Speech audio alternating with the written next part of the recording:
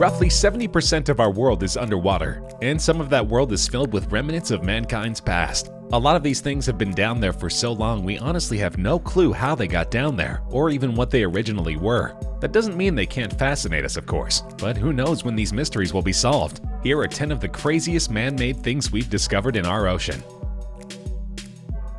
Under the shorelines of Yonaguni-jima, Japan are mysterious stone structures that thus far have no verifiable explanation. Some people think what's down there is man-made, while others feel it's simply a case of Mother Nature showing off. The Yonaguni Monument was discovered in 1986, and since then it has baffled experts as to what it actually is. There's a lot of stone down there, and if you look at it a certain way, it actually kind of looks like a city. That's what Masaki Kimura thinks anyway. He's a marine geologist from the University of the Ryukyus, and after 15 years of dives to the Yonaguni Monument, he's convinced that it's all man-made. He believes that the monument is actually the 5,000-year-old city of Mu, a mythological sunken city that's essentially the Japanese Atlantis. He bases his opinion on certain structures that to him and some other observers look like various human buildings. He has seen a castle, temples, roads, walls, a pyramid, and even a stadium, not to mention rocks that look like kings and reliefs that look like cows. But Kimura's observations are far from proven facts. Many people feel he's simply seeing what he wants to see, and that the underwater stone structures are literally just that,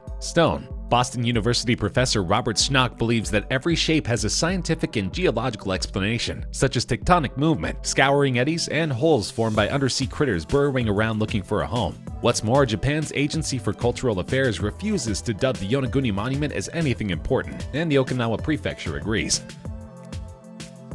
You might not normally think of computers as being over 2,200 years old, but the Antikythera Mechanism might make you reconsider. This fascinating structure, most likely created either by ancient Greece or Babylonia, was discovered inside the wreck of the Antikythera in 1900. For the longest time, experts had no idea what to make of it. It looked positively futuristic, with its triangular gears and evenly divided rings. It came across as a clock or a calendar, or perhaps even a computer, but computers didn't exist back then, as far as we know. So what gives? It wasn't until the device was placed under X-rays in the 1970s and then again in the 1990s that the truth began to come out. As far as science is concerned, the Antikythera Mechanism was a machine that replicated the movement of the planets and sun. This was backed up further in 2006, when scientists at Cardiff University in Wales conducted CT scans of the mechanism. According to their findings, there were additional parts to this machine, which were either still underwater or gone forever, that were essentially colored balls. Each ball represented a different celestial being, such as a red one for Mars, an orange one for the Sun, and a blue one for our humble little Earth. Because certain parts to this machine are gone, it's still unknown how the planet balls move.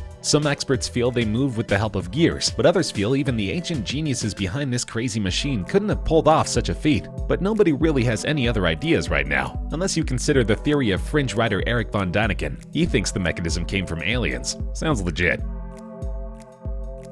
I know, it's not exactly crazy to find a sunken ship at the bottom of the ocean, but the Titanic is the sunken ship, and the story of its discovery is far more fascinating than any movie James Cameron could put together. As most people know, the Titanic sunk in April of 1912, but incredibly, nobody could find the thing for decades afterward. Finally, on September 1st, 1985, a team of researchers led by ex-Navy Captain Robert Ballard found the ship's bow, along with a trail of debris leading to the wreckage. The tragic ship had sunk over 12,500 feet below the surface. Since then, it apparently becomes humanity's mission to extract as much of the ship from the ocean as possible. Between 1986 and 2004, a company called RMS Titanic visited the Titanic to collect what they could from her. They ultimately claimed over 5,500 pieces of fancy debris, such as fine china, leather trunks, kitchen utensils, and undoubtedly the biggest haul of all, the ship's hull. In 1998, RMS Titanic divers managed to bring a 17-ton part of the ship's hull up to land. And they did exactly what you might expect them to do. They took that historic chunk of metal on tour.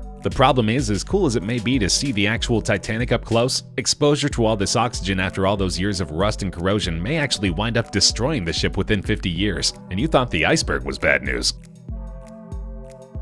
Finding what might be an underwater burial ground is amazing enough on its own, but if the person buried there might well be a disciple of Jesus, well, that just makes things 100 times more interesting. That's what some people think is the story behind a 2,500-year-old settlement found in Lake Issyk-Kul, over 75 feet below the surface of Kyrgyzstan. The settlement is littered with artifacts, over 200 of which have since been brought to land. There were ceramic jars, knife-sharpening stones, pieces of slag, and even a bronze sickle. While no one knows for sure what this place was, one prevailing theory is that this was an Armenian monastery from from way back in the day. Simply finding what might be an ancient monastery deep underwater would be pretty cool, but the Orthodox Church believes people were buried there, not just monks either. One theory is that St. Matthew, one of Christ's 12 disciples, was laid to rest here. Is it true? That's hard to say, since bodies typically don't leave evidence after 2,500 years in water, but it could be true. After all, everyone's got to be buried somewhere.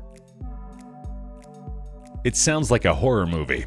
A deep cavern inside a sinkhole is discovered to contain countless human remains, including elongated skulls that could have been subject to who knows what kind of torture. But it's very real, and whatever happened to cause this scene terrifies very real people to this very day. An ancient Mayan city called Mayapan went underwater hundreds of years ago, and the locals on the surface above have been afraid to go anywhere near the site. According to legend, a monstrous serpent with a horse's head guards the place and eats whoever approaches. A team led by archaeologist Bradley Russell decided they didn't much believe that myth, and decided to go diving down to Mayapan to see what was down there. As it turns out, there was no horse serpent, but what they did find was almost as horrifying. Inside the cavern's chambers were human bones littered everywhere. Worse, they found well over a dozen human skulls inside, all of which were disturbingly elongated. How this happened, nobody knows for certain. In some cases, infants of that era had their skulls flattened on purpose, for reasons only known to the people doing the flattening. Others, however, don't appear to have been flattened on purpose, meaning something very bad happened to them most likely.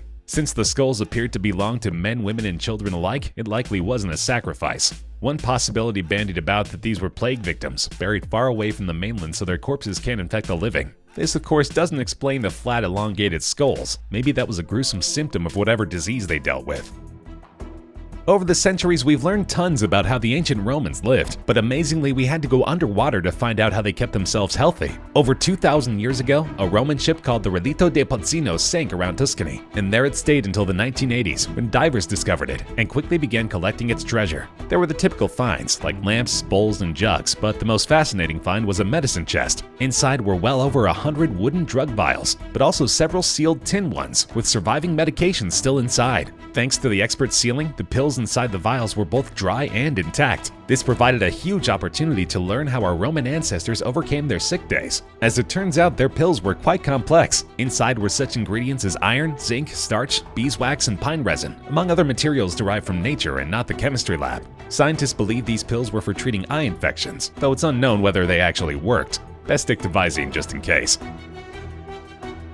You've heard of the Great Train Robbery. Now get ready for the Great Train Mystery. In 1985, an oceanographer named Paul Hepler was mapping out the ocean floor when his devices picked up some strange objects. Upon further investigation, he discovered that the objects were two sunken locomotives, but he didn't really bother looking into them too much. So it wasn't until 2003 that archaeologists stumbled upon them again and attempted to unravel their mysteries. So far, they've been largely unsuccessful. What is known? Two trains from the 1850s are underwater, some 90 feet below the surface. What isn't known? Much else. There are no records of these trains being built, nor of their loss. That might be because they weighed 15 tons, whereas most trains of the time weighed upwards of 35 tons. So it's possible that the designers, realizing they had just built the equivalent of a flip phone when everyone around them had an iPhone XS, didn't bother to tell anyone about them. As for what happened to them, we don't know that for sure either. The belief is that they were being transported by ship. A gnarly storm hit and workers pushed the obsolete trains overboard to ensure their ship didn't go down as well. But there's no way to know that for sure, what with the lack of records. Even more curious is how well preserved these trains are. They've been underwater for 160 years and are caked in layers of rust, but still look very much like trains. Perhaps one day scientists will attempt to surface these antiques and clean them up for sightseeing purposes.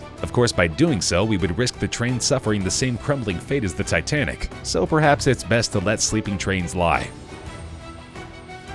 Everyone talks about Atlantis, but no one's actually seen the mythical city. However, a real-life Atlantis does exist, and it's somehow been preserved so well the only thing stopping us from moving there is the whole lack of oxygen thing. We call the 5,000-year-old sunken city Pavlopetri, though what the ancients called it is still a mystery. You can find it to the south of Greece, but you'll have to dive down 4 meters or about 13 feet to find it. It's completely submerged and has been so for roughly 3,000 years. Scientists believe that around 1000 BC, earthquakes caused the land underneath Pavlopetri to sink, taking the city with it. Incredibly, despite the thousands of years that the water has had to corrode the city, scientists are amazed by just how pristine Pavlopetri is. You can still see exactly how the city was designed and arranged, with roads, temples, cemeteries, water channels, and even a town plaza immediately identifiable. Thus far, over 15 buildings have been uncovered, and many contain a dozen or more rooms inside. Whoever designed this city clearly had both money and knowledge of how to make this stuff last. To many, the ancient holy city of Dvaraka is nothing more than a myth, but recent discoveries have suggested that the lost land was real, or at least based on a reasonable facsimile thereof. According to Hindu legend, Vishnu's 8th avatar Krishna was forced out of his hometown after over a dozen attacks from their enemies, the neighboring kingdom of Magadha. He made his way northwest, and there he founded Dvaraka after pleasing the Lord of the Sea with proper worship. He lived there until his death, at which time the city sunk under the power of a massive flood. After all, if the holy man who was the reason the gods allowed the city to be built was gone, what reason did they have to keep the place afloat? There are those who believed Dvaraka was more than just a religious story, and now they may have proof. Archaeologists have conducted several digs over the years, all around the Dwarkadish temple that's essentially the centerpiece of the modern city Dwarka. By doing so, they've discovered several stone structures such as anchors, construction blocks, and barrier walls, most of which date as far back as 3,500 years ago. Some of these objects were found directly under the temple, while others were found offshore. Either way, this suggests to many that either Krishna actually did build an extravagant holy city through the power of prayer, or a separate ancient city existed that was extravagant enough to inspire such a story. You don't need to wait until the next Star Wars movie to see the Millennium Falcon again. All you need to do is dive 90 meters, or about 300 feet, down the Baltic Sea and see the bizarre anomaly that looks just like Han Solo's vessel.